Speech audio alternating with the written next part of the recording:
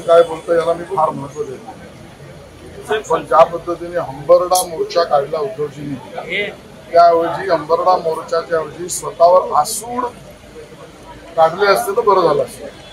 त्यांनी स्वतःवरच आसूड करण्याचा मोर्चा करावा. याचं कारण कोकणामध्ये दोनदा चक्रीवादळ झालं, काही मदत करू शकले नाही. अर्धी कर्जमाफी आम्हीच केली.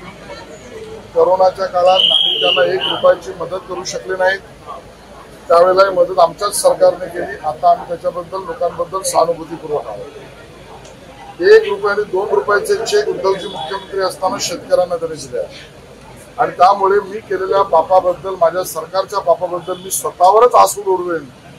आज त्यांनी मोर्चा केला पाहिजे तर पापक्षालन होईल. आणि राहता राहिला विषय मुंबई निवडणुकीचा. मुंबईचा ब्रँड हा मुंबईकर आहेत. मुंबईकरच आमचे दैवत आहेत. मुंबईकरांच्या सेवेसाठीच भाजप आणि महायुती आहे.